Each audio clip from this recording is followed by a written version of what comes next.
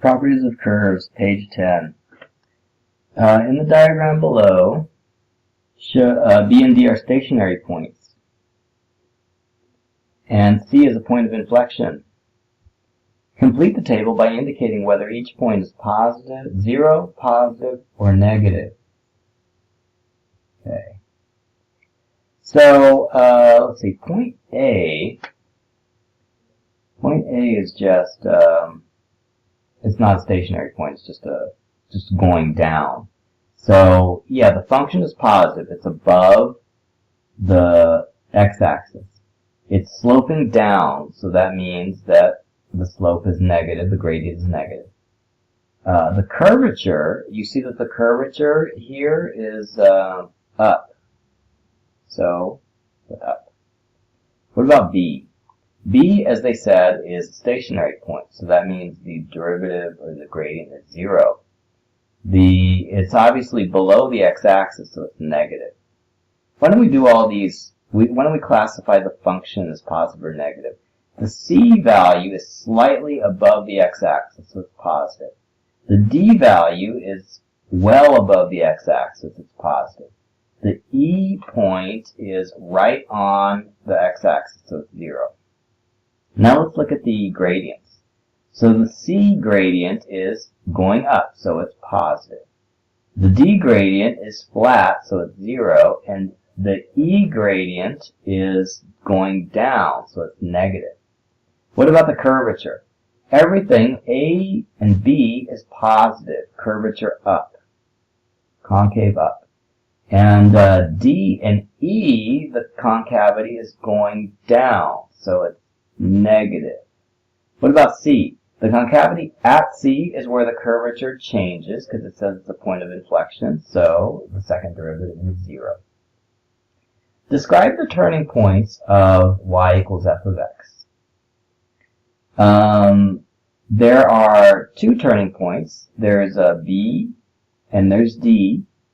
And B is a local minimum, and D is a local maximum. Describe the inflection point of y equals f of x. It's C, and you can see it's not a stationary inflection point. A stationary inflection point becomes flat in the middle. This is just an inflection point, which is not flat. We could say that C is a non-stationary inflection point. Okay. Number 3. For each of the following functions, find and classify all points where the derivative equals 0. Find and classify all points of inflection. Find intervals where the function is increasing or decreasing. Find intervals where the function is concave up or down. Sketch the function showing the features you have found. Wow, that's a lot of work, isn't it? Okay. Just checking to see how much room I have to graph things. So I think I have space to graph each thing in 1/2 of these things. Okay. So the first one I'm going to graph is A. And this is one you should be very familiar with graphing after all this time. The vertex is at 0, negative 1, 1. Oops. Okay, looks kind of like that. Connect the dots. Okay. It's a parabola, a regular parabola. So what are they asking? Find and classify all the points where f dash of x equals 0. For this one, we don't even have to take the derivative. We can see where f dash is 0. It's at the origin, right? Because the origin is the stationary point. Find and classify all points of inflection. There are no points of inflection. There's just a stationary point, but no points of inflection. Find intervals where the function is increasing or decreasing. Okay, so for x is less than 0, it's decreasing. And for x is greater than 0, it's increasing, right? It's decreasing here, increasing here. Find the intervals where the function is concave up or down. Okay, it's only concave up, so concave up only. Okay? Always. You could also say something like, for x is all the real numbers, or something like that. Okay, C. So C is the square root of x function, which is basically this function sideways. Okay? We can also graph this just from our experience. Okay? 0, 0, square root of 0 is 0, square root of 1 is 1, square root of 2 is 1.4, okay. Square root of 4 is 2. Okay, so it looks pretty much like this, right? Okay, so classify all the points where the derivative equals 0. I don't think there are any points where the derivative is 0, right? It starts here. It doesn't even exist to the left of the y-axis, okay? Find intervals where the function is increasing or decreasing. So it's increasing for all values of x. Oh, for x is greater than 0, actually, because it doesn't exist. X is greater than or equal to 0. Find intervals where the function is concave up or down. Well, it's concave down, right? It's curving down for all values.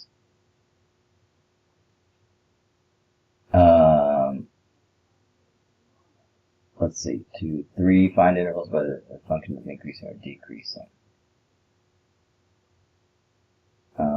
So it's where the function is increasing or decreasing. It's increasing, right? It's going up, right? So increasing for all values of x above 0, and then 0 above, and then find the intervals whether it's concave up or down. It's always concave down. Concave down for all values of x. Okay, E. Let's see, they have a complicated polynomial here. So this one we're definitely going to have to take the derivative of.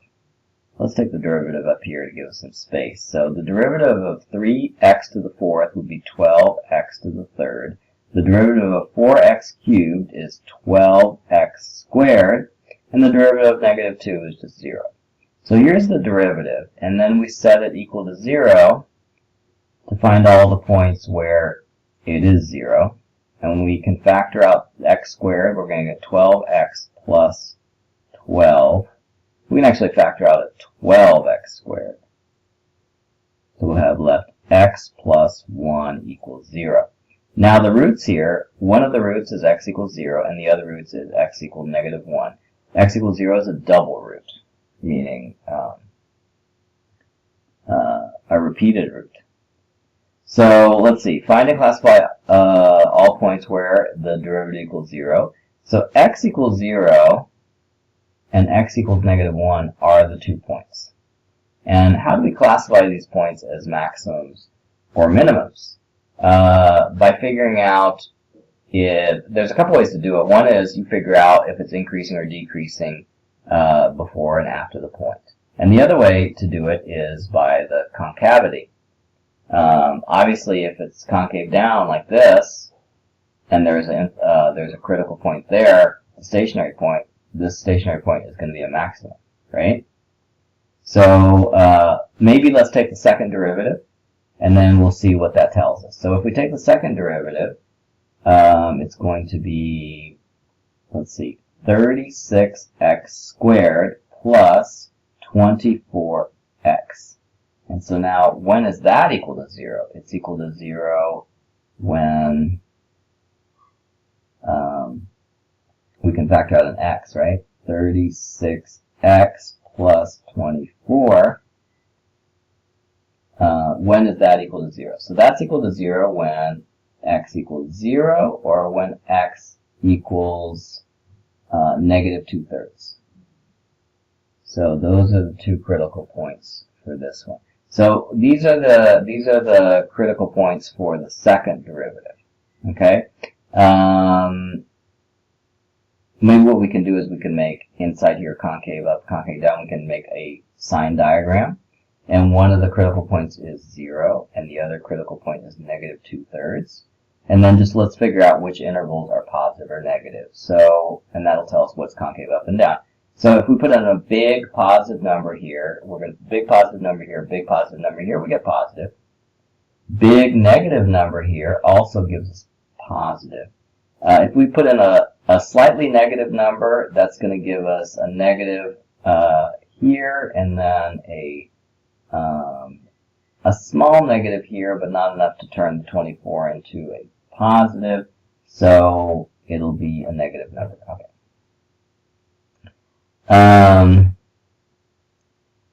Okay, so that's the concavity. So we can see that where it's concave up in this region and this region, and we can see that x equals 0 is actually a flat inflection point, right? So this is an inflection, because x equals 0 is a critical point for the derivative, and it's also a critical point for the second derivative. It's 0 in both. If it's 0 in both, what it's going to look like is a stationary inflection point. So this is a stationary inflection point. What about x equals negative 1? X equals negative 1 is well within the concave up region, so that means it's a minimum. A concave up region, it's there, so it's a minimum. So this is going to be a local minimum. Okay. So we just use the second derivative to classify the stationary points on the first derivative. Now let's go to number 2. Find and classify all points of inflection. Okay, so we have one here. The inflection point can be classified as a stationary inflection point. Okay. That was x equals 0. Now we have another inflection point here, negative 2/3. It also changes from positive to negative concavity, right? So for x equals negative 2/3, it's a non-stationary inflection point because it's not a stationary inflection point, so it must be a non-stationary inflection point. 3. Find the intervals where the function is increasing or decreasing. Okay, here we can make also a sign diagram. It's going to be have the critical point 0 and negative 1. 0, negative 1. Big positive number, when we put it into here, is going to be big positive. Big negative number when we put into here is just going to give us a negative number. And a small number, slightly negative, like negative 1/2, is going to give us, this negative squared is going to just give us a positive number. Negative 1/2 here is going to give us a positive 1/2. So it's going to give us a positive also. Okay? So you can see that the 0 is actually not dividing two different signs of gradients between two positive gradients because it's a repeated root. Okay, G. Oh, we didn't graph it yet. So let's graph it. Now we have a lot of information about it, so it should be easy. Let's see. So we got, let's start with the y-intercept. The y-intercept is negative 2, right? Because if you put x equals 0, then we'll see that it's negative 2. So let's put that the x-intercept is, or the y-intercept is negative 2. Okay. And from there, what happens? Well, at the 0 point, we see that the, oh, look at that. I think we need to adjust where I drew the axes. So let's draw the axes more in the middle. Okay, and here's our y-intercept, y equals negative 2. And then we're going to draw something that is concave up, on the right side of 0. And it's a stationary inflection point, so it's flat here. Okay? And then we're going to go up, because it's concave up. And then to the left, up till x equals negative 2/3, it's concave down, just slightly. And then when it gets to negative 2/3, it's concave up again. Something like that. Okay? And then let's check the signs of the increasing and decreasing. So like, between, look at that. It's increasing from -1 to 0, which is this region here. And it's increasing from 0 and above, which is this region here. But look, it is decreasing from -infinity to -1. So I drew this kind of wrong. I need to draw it from -1, it needs to be decreasing. So it needs to be going down here, and then it starts going up here, and then it goes flat, and then it goes up. So it looks kind of like that. Okay. Okay, let's take the derivative of that. Just like we saw that taking the derivative really helps for the previous one, it's going to help here too. So the derivative of that is 4x cubed minus 8x. The second derivative is going to be 12x squared minus 8. Let's find the critical points of f dash. The critical points for f dash, it's easy to find if we factor out a 4x. So that'll give you a 4x times x squared minus 2. And we can factor that further. We could have 4x times x minus square root of 2 times x plus square root of 2. So the roots here are 0, square root of 2, and negative square root of 2. So there's 3 roots. Let's draw the sign diagram for that. It's going to be 0 in the middle, negative square root of 2 here, and positive square root of 2 here. Now if you put a big positive number in here, in these two, you're going to get a big positive number out. So we know this is positive. If you put a big negative number in there, you're going to get a big negative number out. And if you put in a slightly negative number, then you are going to get a negative times a negative, which is a positive. And you put a slightly positive number, you're going to get a positive times a negative, which would be a negative. So that's what the sign diagram for the gradient looks like. And what about for the second derivative? Here's the second derivative. Let's factor out a 12. We have a 12x squared minus 2/3. And so if you factor it out, it's x minus square root of 2 over square root of 2/3. Square root of 2/3 times x plus square root of 2/3. Oops. Oh my god. Okay. So now we can make a sign diagram for that one. And we're going to have 2 roots. We're going to have negative square root of 2/3. And we're going to have positive square root of 2/3. And let's see, we're going to test putting numbers in for here. If we put in 0, which is a middle value, we're going to get a negative times a positive, so it would be negative. Big positive number, we're going to get 2 positive, which is a positive. 2 big negative numbers, we're going to get a negative times a negative, which is a positive. Okay. So that's what the concavity looks like. And now we know all the critical values too, because we've just been like searching for critical values here. I'm going to make the critical values green here. So the critical values are negative square root of 2, 0, square root of 2 for the gradient, and the critical values for the concavity are plus or minus square root of 2 over 3, which are here. Okay. And so let's go back to what they asked us for number 1. Find and classify all the points where the derivative equals 0. The derivative equals 0. The critical points are 0 plus or minus square root of 2. So the 0 point, we can see from looking at the first derivative, which is 0, and the second derivative, which is negative, that you're going to have, concave down, right? Concave down. So it's a maximum. It's a local maximum. So 0 is a local maximum. And then we have positive square root of 2. Positive square root of 2 is located slightly to the right of square root of 2/3. And you can see it's concave up. So if it's concave up, positive square root of 2 is a minimum, a local minimum.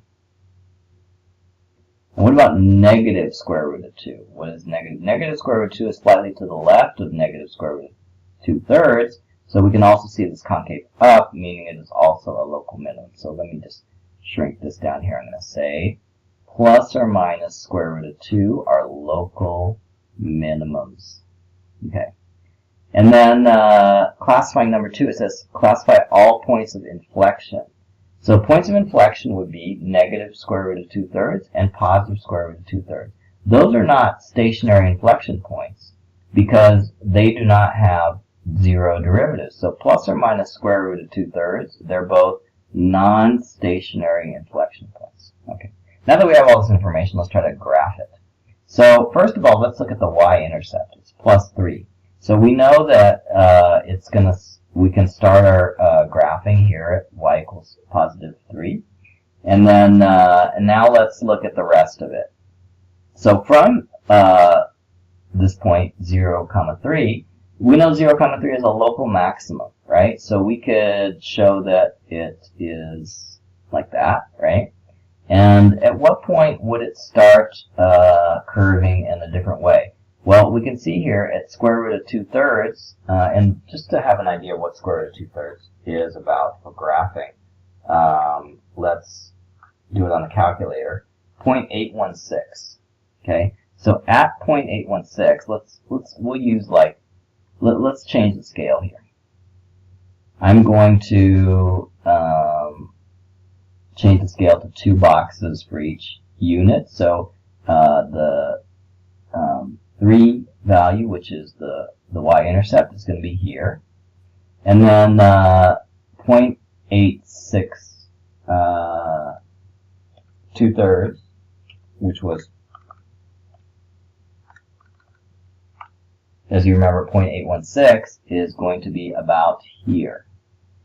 And negative square root of 2/3 is going to be about here. Now between these 2 points, we are going to have concave down. So like from here to here, concave down. Okay, and then at this point, it's an inflection point, so it's going to start being concave up. It's going to look like kind of like that. Okay, now let's look at the gradient. The gradient at 0 is flat, which we have drawn. That's fine. And the gradient at square root of 2 and negative square root of 2, which is approximately 1.4, about there, is going to be flat also. So here it's flat, here it's flat also. And on either side of that, it's increasing and decreasing respectively. Decreasing here, increasing there. So it looks pretty much like that. Okay? We just don't know about how high it is because we're basically using the derivatives to figure out everything out here. Okay? So this point here is square root of 2/3. This point here is square root of 2. This is, this is negative square root of 2/3. And this is negative square root of 2. Okay? All right. And that's it for page 10.